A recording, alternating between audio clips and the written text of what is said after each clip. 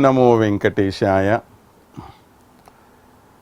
அன்னவயல் புதுவை ஆண்டாளரங்கற்கு பன்னு திருப்பாவை பல்பதியம் இன்னிசையால் பாடி கொடுத்தாள் நற்பாமாலை பூமாலை சூடி கொடுத்தாளை சொல்லு சுடி கொடுத்த சுடற்கொடியே தொல்பாவை பாடியருளவல்ல பல்வளையாய் நாடினி வெங்கடவர்க்கென்றை விதி என்ற இம்மாற்றம் நாம் கடவா வண்ணமே நல்கு। प्रिय भगवत बंधुओं, अभी मार्गशीर्ष मास का बहुत ही शुभ समय चल रहा है। इस पुण्य समय में हम तिरुप्पावई के बारे में जानने का प्रयत्न कर रहे हैं। तिरुप्पावई का जो विशेष कार्यक्रम आपको श्री वेंकटेश्वरा भक्ति चैनल के माध्यम से मिल रहा है, तो आप ये सोचते होंगे कि तिरुप्पावई का वेंकटेश्वरा भक्ति चैनल से क्या संबंध है। गोदा माता ने जो तिरुप्पावई ग्रंथ लिखा, उस तिरुप्पावई ग्रंथ को भगवान श्री वेंकटेश्वर जी को ही समर्पित किया। उन्होंने ये ग्रंथ लिखा वहाँ श्रीवल्लीपुत्तूर में, और उन्होंने विवाह कर लिया श्रीरंगम में रहने वाले श्रीरंगनाथ जी से, लेकिन यह समर्पित किया तिरुमला में रहने वाले श्री वेंकटेश्वर भगवान को।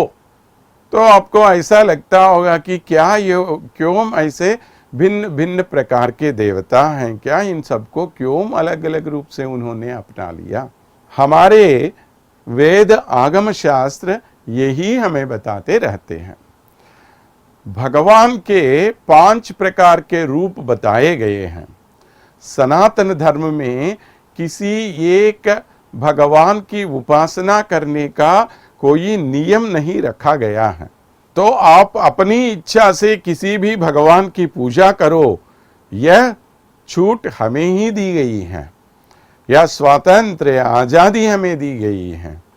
इसीलिए सनातन धर्म में कोई भगवान शिव की आराधना करते हैं, कोई शक्ति देवी की पूजा करते हैं, कोई भगवान विष्णु की पूजा करते हैं। लेकिन वेदों से प्रतिपादित भगवान के रूप में श्री महाविष्णु को सभी ने स्वीकार कर लिया है। साक्षात श्री शंकराचार्य ने भी नारायण के परत्व को अपना लिया है। तो ये श्रीमन नारायण के तरह तरह के रूप हैं, अर्चावतार कहते हैं इन्हें। भगवान का रूप कैसा होता है ये बताते हुए हमें आगम शास्त्र कहते हैं कि भगवान के 5 प्रकार के रूप हैं। पररूप, व्यूहारूप, विभव रूप, अंतर्यामी रूप, अर्चा रूप बताए गए। तो पररूप में जो भगवान रहते हैं उस भगवान के बारे में कोई नहीं जानते, आखिर वेद भी नहीं जानते उनके बारे में। वेदों की शक्ति से बाहर ही हैं, आखिर भगवान भी नहीं जानता है कि उनका अपना रूप क्या है। ऐसा रूप है पररूप। तो कैसे हम पाए ऐसे रूप को जिनके बारे में कोई बताने वाला ही नहीं, जिनको आखिर भगवान भी पूरी तरह नहीं जानते, ऐसे पररूप को हम कैसे अपनाएंगे। तो इसीलिए हम सबकी पहुंच तक आने के लिए भगवान ने अपने रूप को 4 रूपों में बांट लिया है। वो है वासुदेव रूप और संकर्षण, प्रद्युम्न, अनिरुद्ध। ये वासुदेव रूप जो है वासुदेव रूप एक प्रकार का उस पर रूप का व्यूहा रूप है। माने जो हम कई चित्रों में देखते रहते हैं, दुग्ध सागर में जो भगवान विष्णु आदिशेष पर लेटे हुए दिखाई देते हैं, वो है वासुदेव का स्वरूप। उसके साथ साथ 3 और रूप भी बताए गए हैं हमारे आगम शास्त्रों में। उनको कहते हैं संकर्षण, प्रद्युम्न, अनिरुद्ध। ये संकर्षण में भगवान के जो 6 गुण हमने पहले बताए, क्या क्या 6 गुण हैं वो? ज्ञान, शक्ति, बल, ऐश्वर्य, वीर्य, तेज, है ना। ये 6 गुण जो हैं, उनमें पहले 2 गुण ज्ञान और शक्ति, ये है इनमें संकर्षण, ज्ञान और बल। ऐश्वर्य और वीर्य, ये दोनों पूरी तरह हैं संकर्षण प्रद्युम्न में। और शक्ति और तेज, ये दोनों गुण हैं अनिरुद्ध में। मतलब भगवान के वे 6 गुण ही इनमें ऐसे विभाजित हुए हैं। तो इनको एक एक अक्षर दिया हमने, भ, ग, व। और ये कैसा होना चाहिए? ये गुण अशेषतः, माने समग्र रूप से होना चाहिए। ऐश्वर्यस्य समग्रस्य, धर्मस्य यशः श्रियः, वैराग्याध मोक्षस्य षण्णाम भगयतींगना, ऐसा बताया। तो ये इस प्रकार के सभी गुण रहने वाला, इनके साथ साथ भगव होने से भगवान तो नहीं हुआ ना। अंत में एक अन्न है। क्या है ये अन्न? अन्न माने ना, कुछ नहीं होना। क्या कुछ नहीं हुआ? किसी प्रकार का दोष नहीं होना। माने कितने भी उत्तम गुण हो सकते हैं, एक दुर्गुण होने से क्या होता है? सभी सुगुण माफी, सब चले जाते हैं। इसलिए कोई भी दुर्गुण उनमें नहीं हो, कोई भी हेय गुण ना हो, ऐसा वाला ही भगवान होता है। इस प्रकार भगवान ने अपने पर रूप को 4 रूपों में विभाजित किया, वासुदेव, संकर्षण, प्रद्युम्न, अनिरुद्ध कह के। तो लोग वो भी समझ नहीं पाए, अरे क्या है भगवान का रूप? तो आप फिक्र मत करो, मैं ही आपके पास आ जाऊंगा, कहा भगवान ने। तो जब कभी हमें जरूरत पड़ी, वे इस भूलोक पर आ गए हैं। तो जब वे भूलोक पर आ गए, उनको कहते हैं हम विभवावतार। 10 प्रधान विभवावतारों के बारे में हम जानते हैं। मत्स्य, कूर्मा, वराह, नारसिंह, वामन, परशुराम, राम, कृष्ण, इस प्रकार के। परशुराम, बलराम, राम, कृष्ण और कल्कि अवतार, इस प्रकार। तो 10 अवतार हमें बताए गए हैं। लेकिन इन अवतारों का लाभ सिर्फ उन लोगों को मिला जो उस समय इस भूलोक पर जीवित थे। क्या हमने श्री कृष्ण को अपनी आंखों से देखा? नहीं ना। श्री रामचंद्र को देखा? नहीं ना। लेकिन उन लोगों को वो सौभाग्य प्राप्त हुआ जिस समय श्री रामचंद्र ने अयोध्या राज्य के या भूमंडल का राज किया है, उस समय जो लोग जीवित थे उन लोगों को वो सौभाग्य मिला। श्री कृष्ण के साथ खेलने कूदने का सौभाग्य क्या हमें मिल गया है? वो नहीं मिला। वो सिर्फ उन ग्वालों को मिला है जो श्री कृष्ण के समय में जीवित थे। तो क्या करें? तो भगवान ने कहा फिक्र मत करो भैया, मैं आपके पास आ जाऊंगा, आपके मन में ही रहूंगा मैं। निवार शोकवत्तन्वी पीताभास्यात्तनुपमा। वेद क्या कहता है हमें? तो एक छोटे से धान के ऊपर एक छोटी सी ज्वाला हो, तो वो ज्वाला कितनी जितनी छोटी होती है, उस ज्वाला के मध्य में रहने वाला जो है अंतर्यामी के रूप में तुम्हारे मन में बसा हुआ है। उसी को आप जो भी कहो, स ब्रह्मा स विष्णु स शिव, जैसा भी आप मान लो, वो है भगवान तुम्हारे मन में। तो हमने अभी श्री कृष्ण का रूप लिया है, वहां से श्री महाविष्णु को हम अपना रहे हैं। तिरुप्पावई में पूरे ग्रंथ में हम श्री महाविष्णु की प्रधानता ही बोलेंगे। तो वैसे श्री महाविष्णु जी जो हमारे मन में अंतर्यामी के रूप में हर एक प्राणी में रहता, आखिर उस अंतर्यामी को भी हम नहीं पहचान पाए। तो भगवान ने कहा, भैया मैं अर्चा रूप में, मैंने मूर्तियों के रूप में, विग्रह के रूप में आकर आपके सामने खड़ा रहूंगा, तो मेरी पूजा करो। तो उस नारायण की पूजा करने का जो फल आपको मिलता है, वही फल यहां पर आपको मिलेगा। देखिए हमारे लिए भगवान कैसे अपने इस विस्तृत रूप को संकुचित करके करके करके करके हमारे सामने आए। तो आजकल जो तिरुमल क्षेत्र में जो भगवान बालाजी विराजमान हैं, वो विराजमान भगवान बालाजी और कोई नहीं, वहां पर दुग्ध सागर में रहने वाले वासुदेव यही हैं। वासुदेव से पर रूप में रहने वाले भगवान श्रीमन नारायण जो है, वो भगवान नारायण यही बालाजी हैं। वो श्री कृष्ण जो हैं, वो श्री कृष्ण यही हैं। सिर्फ वो ही नहीं, तिरुमल में रहने से ही भगवान विष्णु श्री वेंकटेश्वर नहीं, उस वेंकटेश्वर की मूर्ति को अगर आप अपने घर में ले जाके उस घर में भी उनकी पूजा करो, वही वेंकटेश्वर जी, वही बालाजी आपके घर में आ जाएंगे।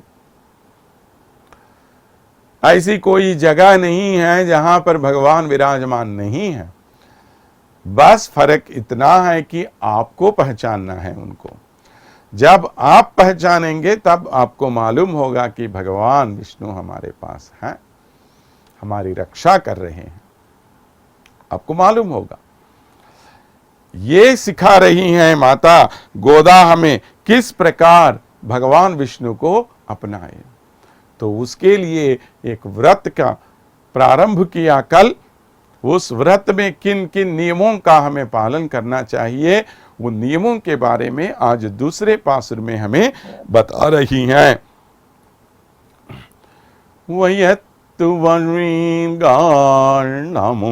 नम पवैक सेयुं किरिसैगल केळीरो पर्कडलुल पयत्तु इंद्र परमन अडिपाडी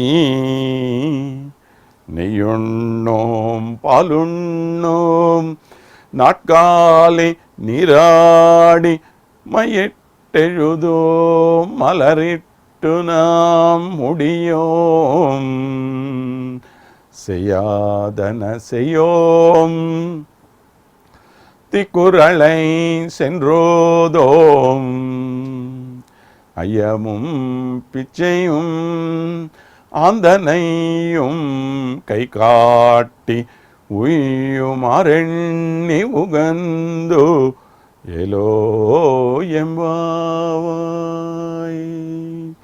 வயத்து வாழ்வீர்கள்।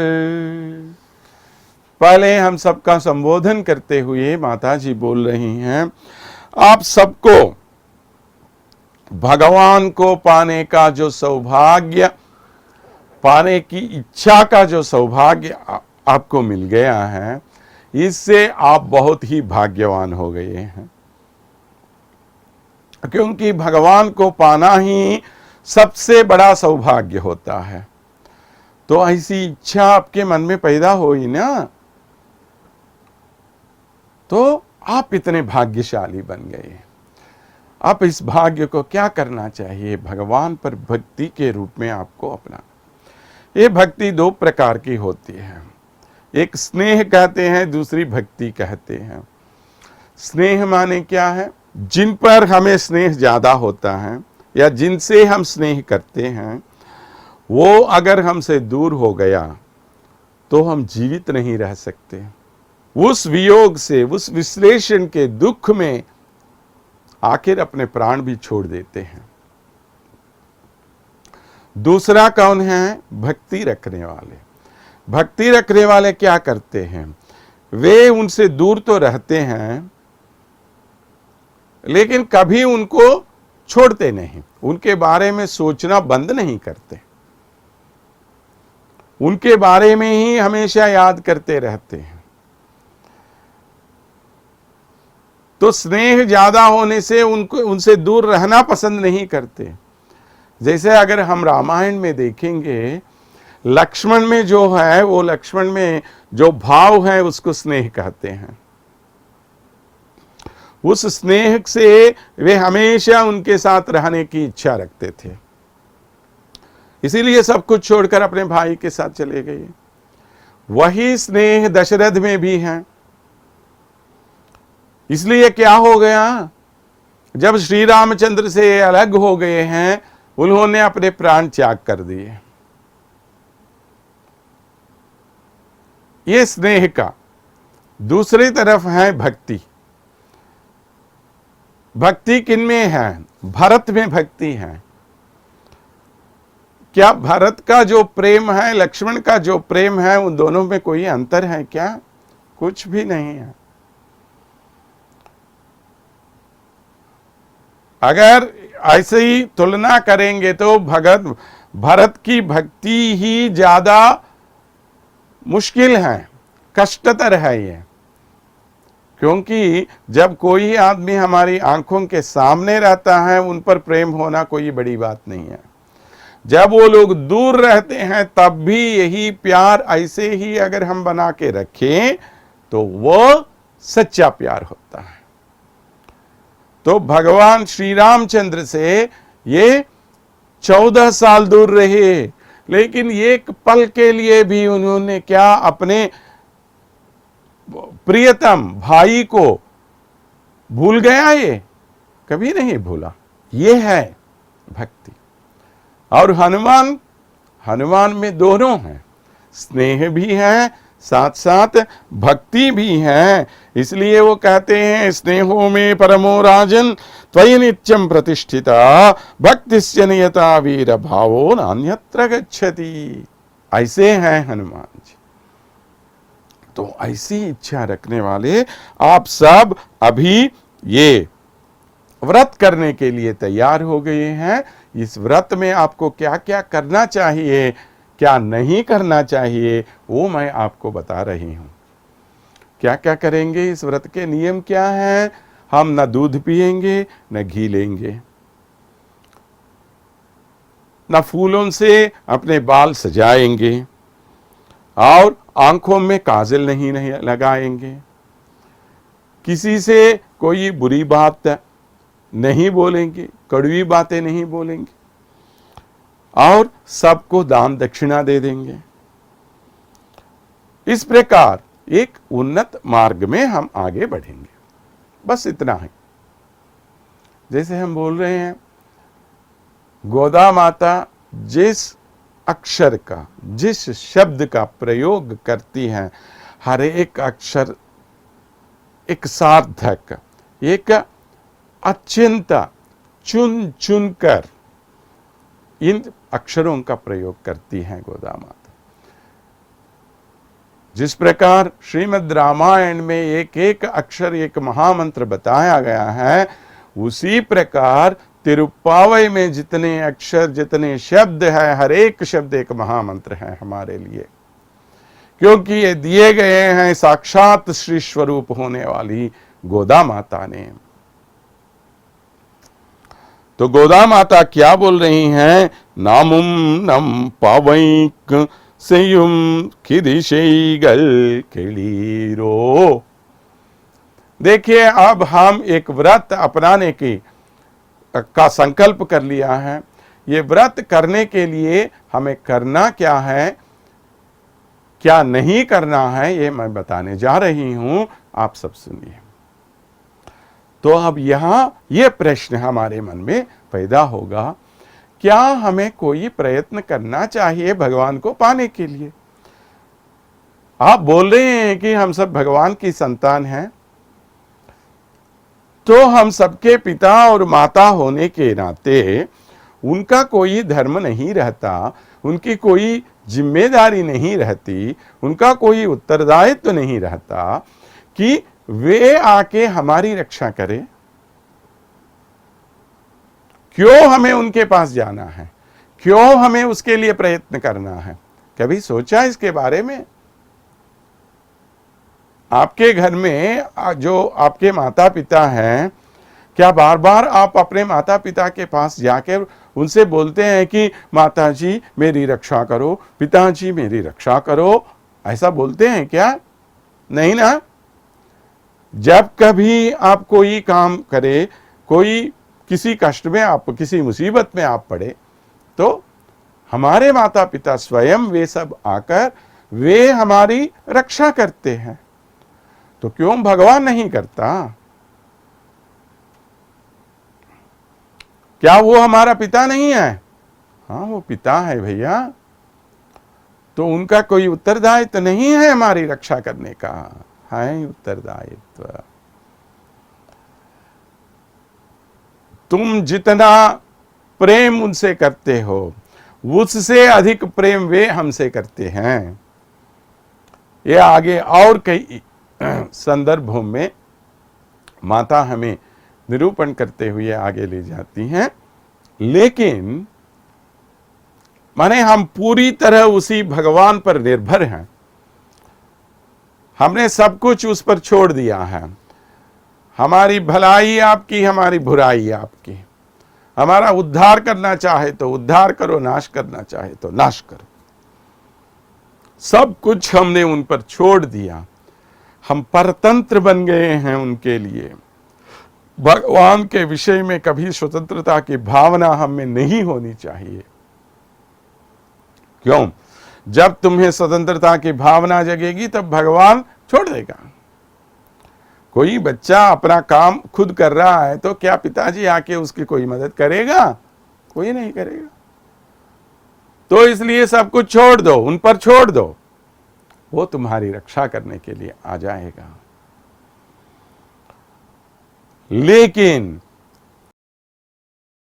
एक मर्यादा तो होती है, तो कुछ तो कोशिश करते दिखाई देना चाहिए।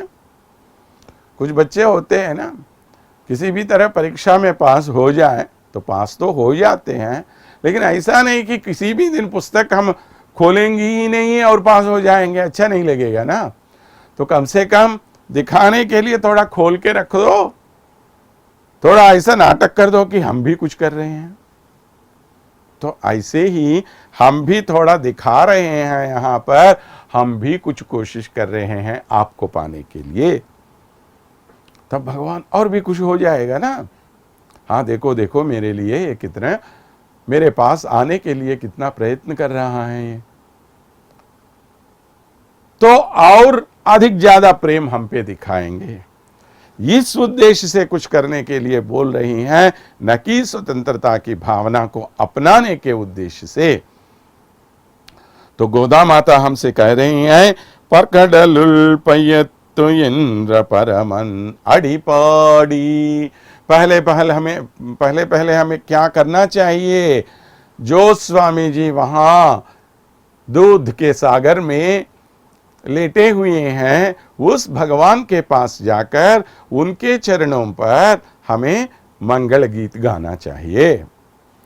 ये परम प्रिय, परम श्रेष्ठ काम हर एक भक्त को करना चाहिए।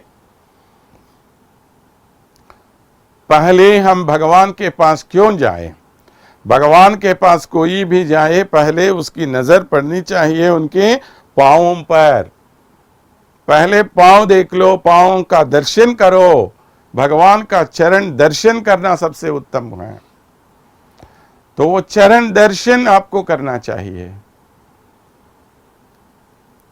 इसलिए पहले उनके पास जाकर ऐसा लेटे हुए उस भगवान के पास जाएंगे तो और एक लाभ भी होता है। कोई भी जब लेटा रहता है उसमें वो सौंदर्य और दुगुना हो जाता है, तिगुना हो जाता है वो। तो ऐसे लेटे हुए भगवान के पास जाएंगे तो कितनी खुशी होगी आपको। उस समय गए विश्वामित्र जी वो श्री रामचंद्र को देकर लक्ष्मण जी को लेकर वन में जा रहे थे। बीच में दोनों बच्चे को थोड़े सो गए तो उनको उठाने के लिए गए तो सोते हुए श्री राम को देखकर कितना प्रसन्न हो गया, इतनी खुशी हुई उनको और वे प्रशंसा करने लगे उसकी माता को।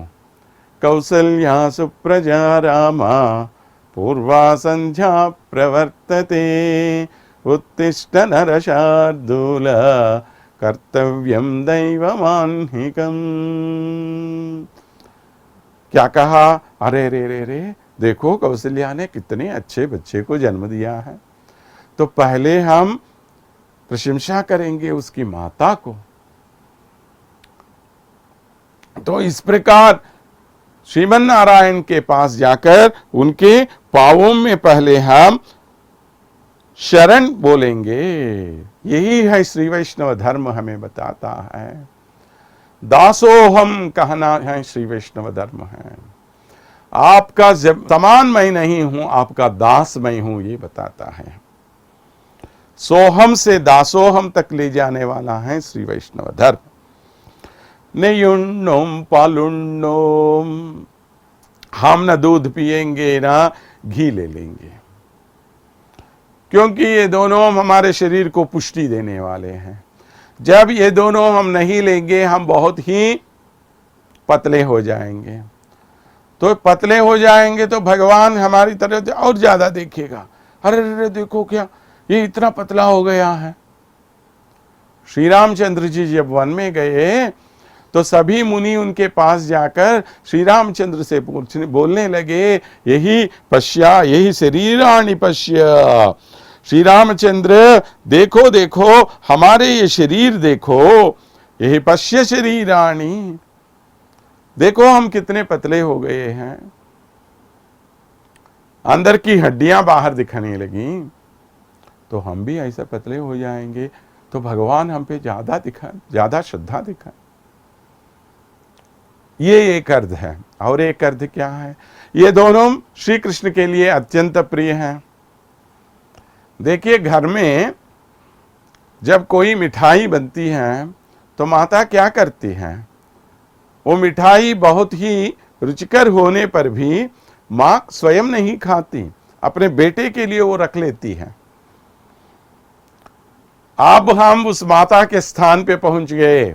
भक्ति भावना हमें ज्यादा जगती हैं।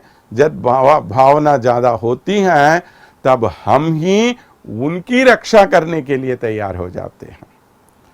जो भगवान सर्वरक्षक हैं, उस सर्वरक्षक की रक्षा करना भक्त अपना धर्म समझना शुरू करता है।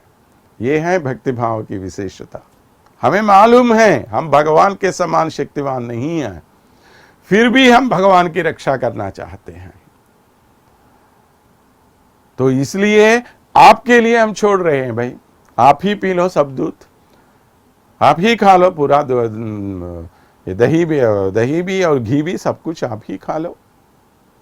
नहीं युण्णो पालुण्णो नाटकाले निराड़ी, और मैंने सब कुछ आपके लिए छोड़ दिया। ये नहीं है कि हम अपना धर्म नहीं निभाएंगे।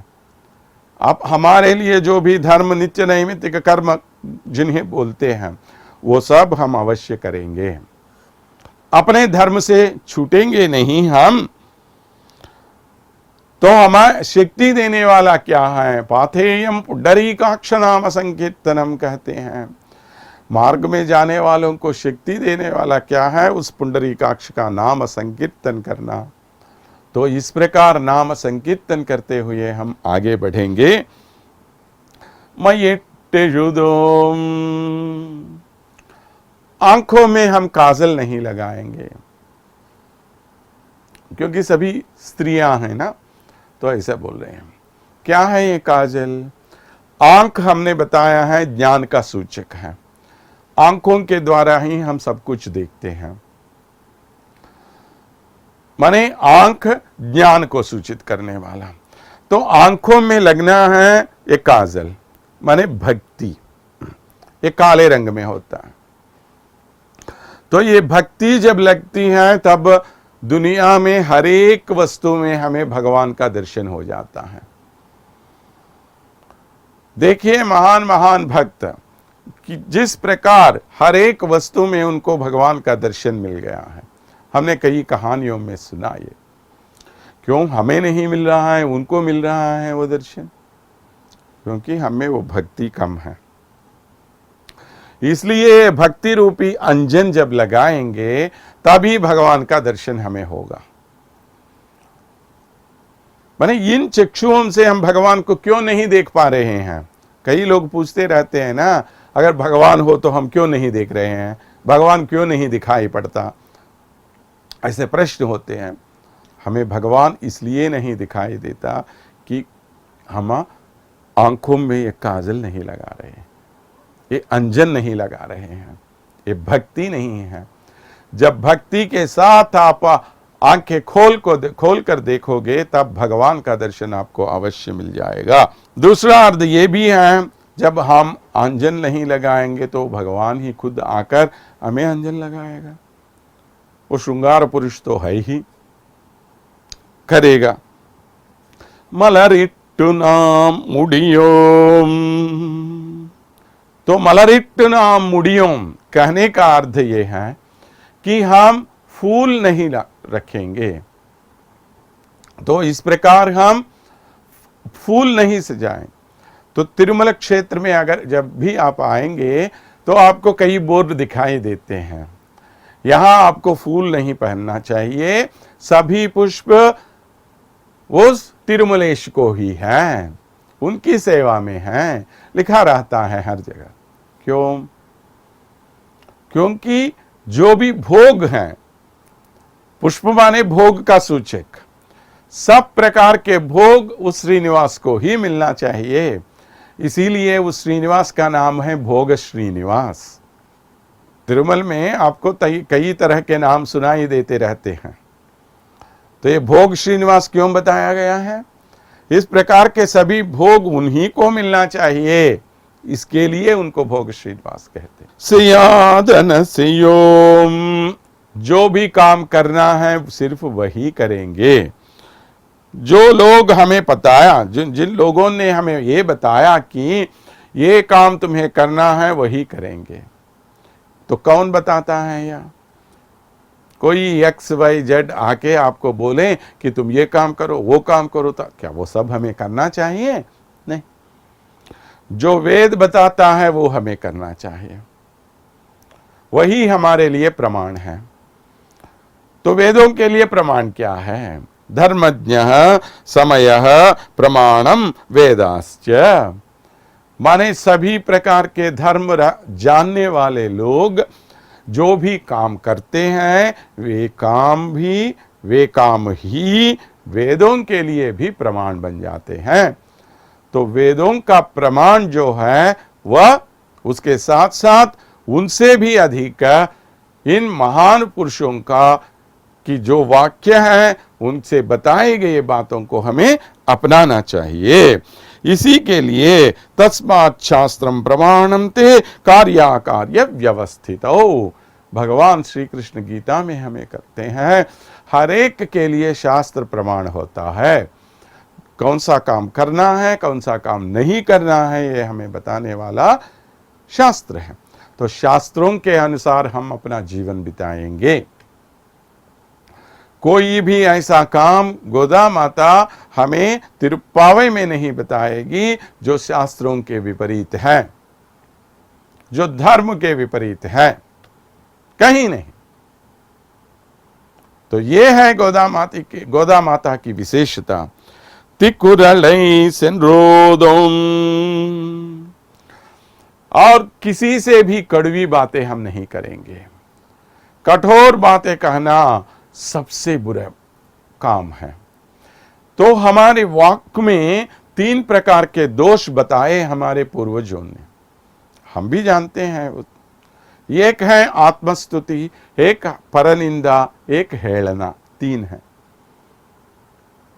बने अपने आप को सबसे महान समझना, ओ मैं ये जानता हूं, वो जानता हूं, इतना महान हूं, मेरे ऐसे कोई बात नहीं है कि दुनिया में जो मैं नहीं जानता, ऐसे अपने आप के बारे में बोलना सबसे बुरी बात है, आत्मस्तुति करना। और वैसे ही दूसरों की निंदा करना, परनिंदा, ये इससे भी बदतर है। दूसरों की निंदा करें, अरे उसको हो क्या आता है भाई, कुछ भी नहीं आता है, बेकार आदमी है, कुछ भी नहीं मालूम है उसको। और तीसरा है हेलना, माने किसी की मजाक उड़ाना, उसको क्या आता है, बेकार, कुछ भी नहीं। इतना नीच दृष्टि से उसे देखते हैं हम। तो सही तरीके से बात करना सबसे महान गुण है। धर्म माने वही है, सनातन धर्म माने हमारे लोगों ने क्या कहा मालूम? सत्यम ब्रूयात प्रियम ब्रूयात न ब्रूयात सत्यम अप्रियम, प्रियम च नानृतम ब्रूयात यदेश धर्म सनातनः। सनातन धर्म माने क्या है? सत्यम ब्रूयात प्रियम ब्रूयात। आपको सच्ची बातें, जो सत्य होते हैं सिर्फ वही बोलना चाहिए, और जो प्रिय होती हैं वैसी बातें बोलना चाहिए। माने हमारी बातों से दूसरों को खुशी पहुंचाए। लेकिन सत्य बोल के कोई कड़वी बातें कभी नहीं बोलना चाहिए। कभी कभी कुछ बातें ऐसी होती हैं, वे सत्य तो है, उसमें सच्चाई है, लेकिन ये बातें बोलने से दूसरों को दुख पहुंचे, तो ऐसी बातों से अब दूर रहो।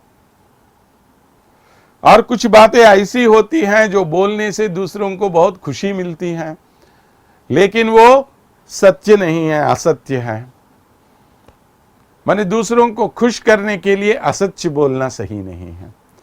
वैसे ही सच्ची बात है, किसी ने वैसे ही बहुत ही कर्कश स्वर से कुछ गाया, तो उसके पास जाके, क्या है ये, गधे का स्वर है ये? सचमुच वो ऐसा ही है, लेकिन आपको क्यों बोलना वो, जिससे उसको दुख पहुंचाए? तो चुप रहो। तो स्वायत्तम एकांत हितम विधात्रा विनिन्वितम छादनमज्ञतया विशेषतः सर्वविदाम समाजे विभूषणम मौनम पंडितानाम। भर्तृहरि कहते हैं, जब कुछ बोलने से दूसरों को कुछ कष्ट हो, तो सबसे अच्छा आभरण भगवान ने हमें दिया है कि चुपचाप मुंह बंद करके बैठे रहो। तो ये बताता है हमारा धर्म। अयमुम पिचयुम आंदनयुम कैकाटी। और क्या करेंगे हम? अयमुम पिचयुम आंदनयुम कैकाटी। दो प्रकार के दान होते हैं। क्या क्या है ये? एक पिचयुम कहते हैं, माने किसी की गरीबी देखकर, उसकी दरिद्रता देखकर हम क्या करते हैं? उसके लिए कुछ आहार देते हैं खाने के लिए, कुछ कपड़े देते हैं या कुछ पैसे देते हैं। उनकी बुरी स्थिति से तरस खाकर हम ये दान देते हैं, इसको पिचयुम कहते हैं। और कुछ ऐसे महान लोग हमारे पास आते हैं, उनको देखकर वे अच्छे अच्छे काम करने वाले होते हैं। तो कोई यज्ञ याग करने के लिए हमारे पास आया, तो उनको हम कुछ 10,000, 20,000, 1,00,000 रुपया दे देते हैं। तो क्या वे लोग अपने स्वार्थ के लिए उसका प्रयोग करते हैं? नहीं। तो वे जो अच्छे काम कर रहे हैं, उन अच्छे कामों के लिए हम ये दान दे रहे हैं। कोई महान पंडित हमारे घर पे आया, तो उनके सम्मान में हम कुछ पैसे देते हैं, कुछ शाल वगैरह देते हैं, उनका सम्मान करते हैं, उसके लिए कुछ पैसे खर्च करते हैं। तो किसी के दरिद्रता देखकर किसी भिखारी को दान दक्षिणा देना भी हम करते हैं। और कोई पंडित वगैरह लोग हमारे पास आए, तो उन पंडितों के सम्मान के लिए भी हम काम करते हैं। तो दोनों तरफ के अच्छे काम हम करते हैं। तो इस प्रकार दो रीतियों से हम अपना उदार गुण दिखाते हैं। मानवों में ज्यादा रहने वाला गुण है लोभ। एक बार भगवान ब्रह्म ने क्या किया है, चतुर्मुख ब्रह्म जी कहते हैं, उन्होंने उनके पास कभी सभी देवता गए और राक्षस गए और मानव सभी गए और उनसे प्रार्थना की, प्रभु आप हमें ऐसा मंत्र दे दीजिए जिससे हम सबका उद्धार हो जाए। तो ब्रह्मा जी ने क्या कहा, आप सबको मैं एक ही अक्षर बताऊंगा जो महामंत्र है आपके लिए। क्या है, इन्होंने पूछा। वो महामंत्र है द, बस ये ले लो आप। क्या है ये द? जिनमें भोग लालसता ज्यादा होती है उनमें दम होना चाहिए। दमम कहते हैं उसको।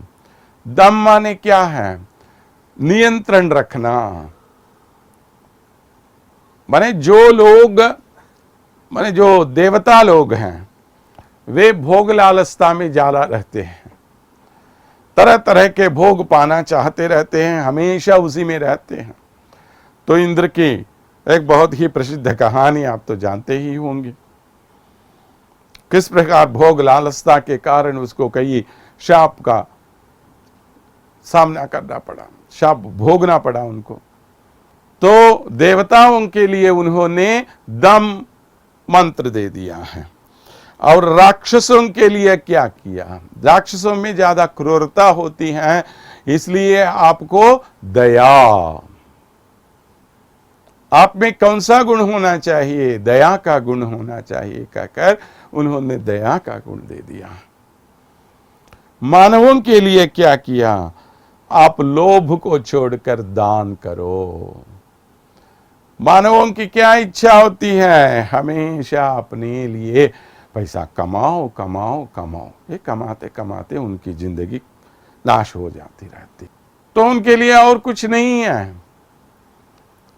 तो करेंगे क्या, ये सब पैसों से क्या है, ये पैसे पाकर आप क्या खुशी पाओगे? कोई भी खुशी आपको पैसों से नहीं मिलेगी, मानसिक प्रशांतता से, शांति से आपको मिलेगी। ये नहीं समझ पाएंगे, जब जिंदगी आखिरी दशा में आ जाएगी ना, तब तो मालूम होगा उनको, भैया इन पैसों से मेरा कोई लाभ नहीं है। तो इस प्रकार हम सोचते रहते हैं कि ये लोभ के कारण अपना जिंदगी नाश करते हैं। जिंदगी भर कमाओ कमाओ कमाओ, क्या करेगा? तुम्हारे लिए कमाओ, तुम्हारे बेटों के लिए कमाओ, बेटियों के लिए कमाओ, उनके बेटों के लिए कमाओ। तो इस प्रकार सबके लिए कमा कमा कमा कमा के अंत में कोई भी तुम्हें नहीं देखेगा, तब मालूम होगा। काते कांता कस्ते पुत्र संसारो यमतीव विचित्र, कस्य त्वं वा कुतायातः तत्त्वं चिन्तयतदिह भ्रातः। भज गोविंदम गोविंदम भज मूढ़मते। हमारे जगत गुरु शंकराचार्य ने बताए, ये भैया क्यों इस प्रकार अपनी बीवी के लिए, बच्चों के लिए इतना, ऐसा नहीं कि उनकी देखभाल मत करो, ऐसा कोई नहीं कह रहा है, लेकिन उनके लिए तड़पना जो है उसको कम करो आप। और जिस भगवान के द्वारा हम इस दुनिया में आए, उस भगवान के बारे में सोचना शुरू करो, तभी तो तुम्हें मुक्ति मिलेगी। तत्वं चिन्तयतदिह भ्रातः, कहां से आया, कहां जाएगा, क्या होगा तुम्हारा, यही है तत्व माने। वो भूल रहे हैं हम, बीच बीच का जो नाटक है, इसी नाटक को हम असली जीवन सोच रहे हैं, मान रहे हैं हम। तो ये असली जीवन तो होता ही नहीं हमें।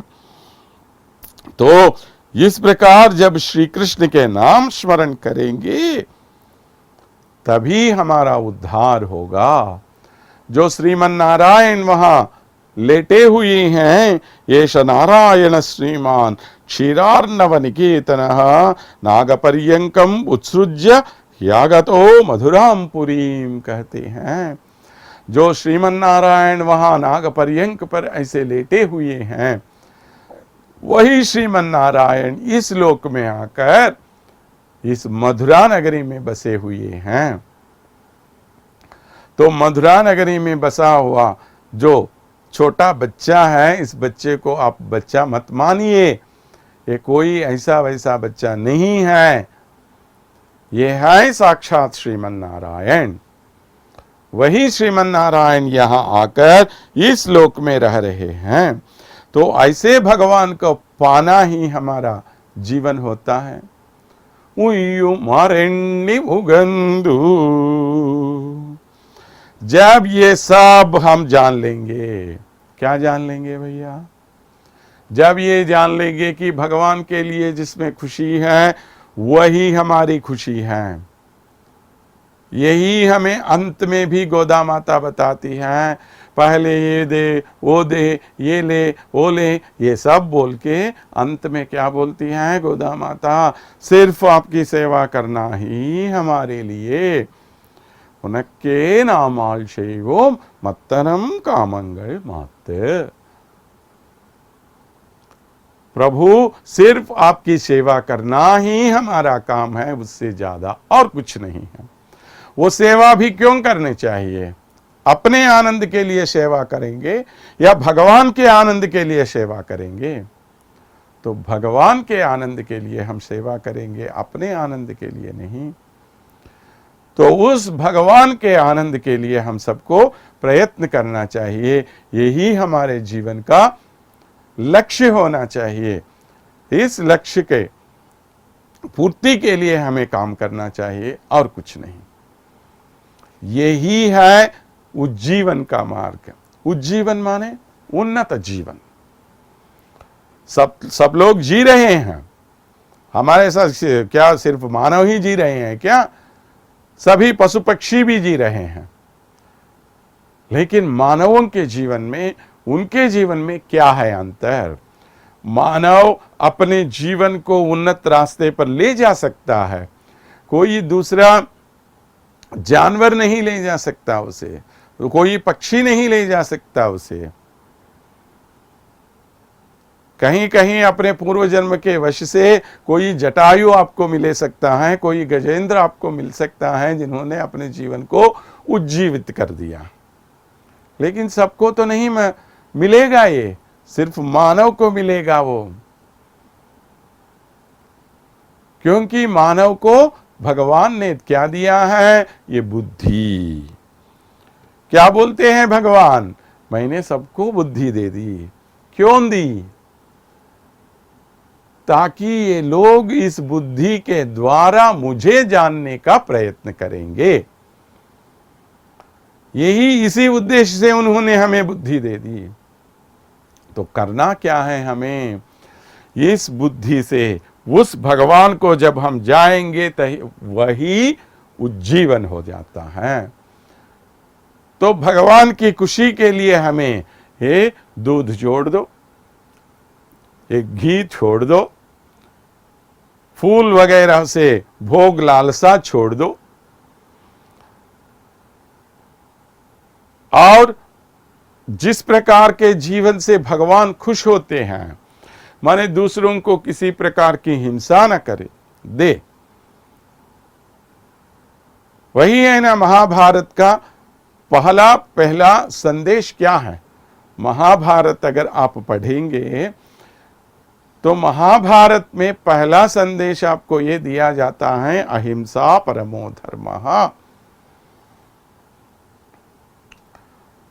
क्या आपको मालूम है महाभारत किससे शुरू होता है? एक कुत्ते की कहानी से शुरू होता है। वो क्यों शुरू होता है? क्योंकि उसमें अकारण जो हिंसा हो रही है, उस हिंसा का विरोध किया गया है। वहीं से महाभारत शुरू हो जाता है। तो किसी को किसी प्रकार की हिंसा न करे, यही हमारा उद्देश्य होना चाहिए। इस प्रकार के काम करने के द्वारा और वेदों से बताए गए मार्ग को अपनाने के द्वारा हम एक उन्नत प्रामाणिक जीवन बिताएंगे और भगवान को पाने के लिए अपने प्रयत्न को जारी रखेंगे। ऐसा शपथ आज लेते हुए, इस व्रत के नियमों का पालन करने का प्रतिज्ञा करते हुए हम आगे बढ़ेंगे। हम अकेले आगे नहीं बढ़ रहे हैं, हमारे साथ साथ हमारी माता भी हैं। हमारी माता हमें आगे ले जाएंगी। तो एक कदम आगे लेके आई माता जी, कल और कहाँ लेके जा रही हैं, ये देखने के लिए थोड़ा आप सबको प्रतीक्षा करना पड़ेगा। आज के लिए हम स्वस्ति बोल देते हैं।